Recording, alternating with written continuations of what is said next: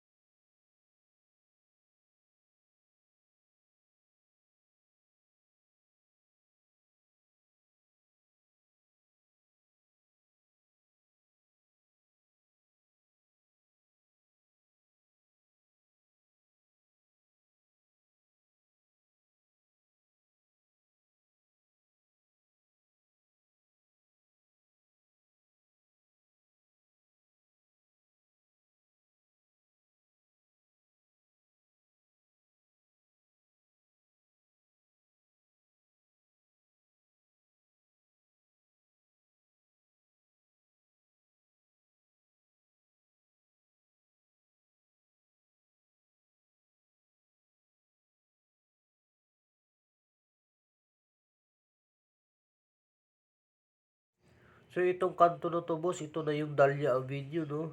Dahlia Avenue na 'to bossing. Okay sana kung nandiyan ka pa. So kung wala ka na, okey lang din. Basta dito na tayo bossing sa Dahlia Avenue na 'to bossing. Pagdating natin diyan sa unang kanto, kakanan na naman ulit tayo mga bossing.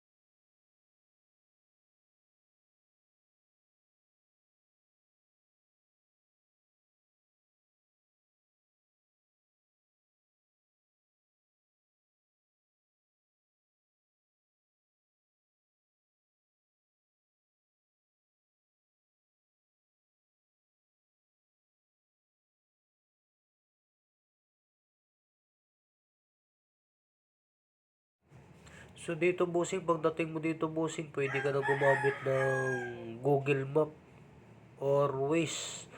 Kahit i-search mo lang dito yung Visayas Avenue. Dito kasi pagdating mo dito, tsaka na-allocate yung lugar na to. Pero kung doon ka pa lang sa Commonwealth, hindi to na-allocate ng Google Map or Waze. Kaya kailangan nandito ka bago ka mag-search. Mas maganda na rin gumagamit ka ng Google Map para panatag yung biyahe mo. Diba, basic na basic, walang ka-traffic-traffic kapag dito ka dumaan. Safe na safe dito, bossing. Halos 10 years na ako dumadaan sa lugar na to. Kaya alam na alam ko dito, safe na safe.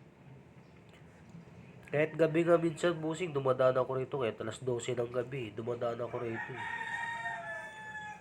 Napaka-basic lang dumaan dito, mga boss. Kaya wala kang problema kapag dito ka dumaan. Sundan mo lang to, mga bossing. Ito na yung tagos dun sa una kong in-upload na shortcut, no? Yung shortcut naman na simula dun sa circle. Palabas ng North Caloocan, Fairview, San Jose del Monte. Doon din yung tagos nito, mga bossing. So, baliktaran lang yung ginawa ko. Kaya kung masundan mo to at magubinsado mo yung lugar na to, basic na basic talaga. Dito, boss, marami-rami na rin ng mga nagsa-shortcut dito ng mga rider. Kagaya na yung mga rider na makakasalubong natin, no? O, ayan, no? O, di ba? O, hey! Mga tropang rider natin yan, no? O, mga nagsa-shortcut yan. O, di ba? Basic na basic lang, boss.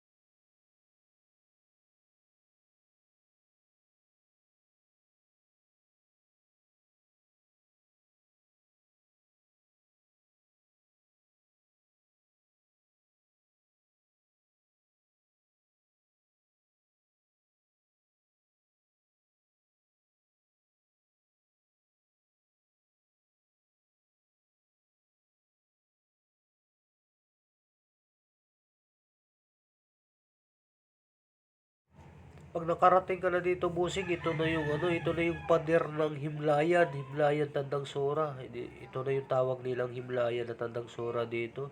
So pag nakarating ka na rito, malapit-lapit ka na makalabas. Makalabas ka na ng C5 Congressional Avenue. Oh, diretsuhin mo lang, sundan mo lang yan, busing. Yeah, ito.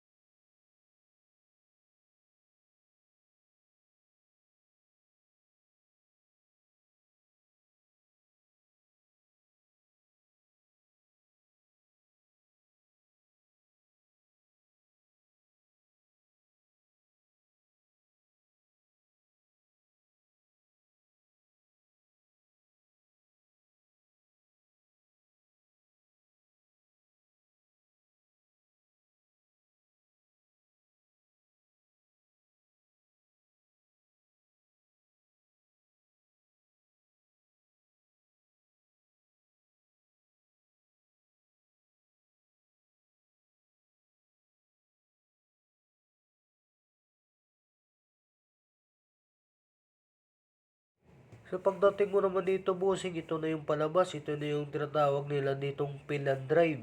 So palabas na tayo dito, palabas na tayo ng C5 Congressional.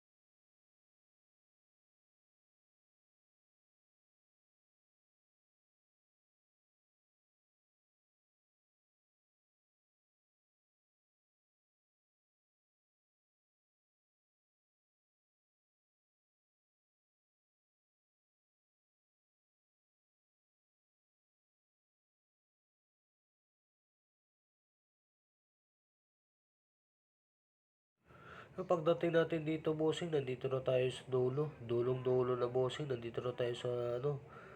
Palabas na tayo ng C5 Congressional mga boss. So hayahay na. Nakaiwas na tayo sa malalang traffic sa Commonwealth. Ito na yung C5 Congressional Avenue mga boss. Kapag diniretso mo to boss, dun sa unang stoplight dyan, kakaliwa ka na. Yung pagkaliwa mo, yan na yung Visayas Avenue. So diretso ka na ng Circle Avenue. Ako kasi dito ako, pakaliwa ako eh. Pakaliwa ako ng C5 dito. Papunta akong Pasig. So dito naman boss, kapag kumaliwa, kapag nag-U-turn ka dito sa C5 Congressional, at kung gusto mong papunta ka ng Taguig, papunta ka ng Taguig, Paranaque, o kaya Cavite, pwede ka dumaan dito boss sa Congressional C5. Itong Congressional C5 na to, dire-diretso na to hanggang doon sa Cavite. Kahit punta ka pa ng Cavite, pwede. Pwede ka dumaan dito bossing. So ayun lamang, salamat po. Salamat sa inyo sa lahat. At pa-comment naman bossing kung saan lugar kayo. Para malaman natin kung saan tayo pwede ulit magbigay ng mga shortcut. So ayun lamang po. Shout out po sa inyo lahat. Salamat. Thank you so much. Hanggang dito na lang ang aking video mga boss. Baka hindi ka pa nakasubscribe. Subscribe ka na lang dyan bossing. Salamat.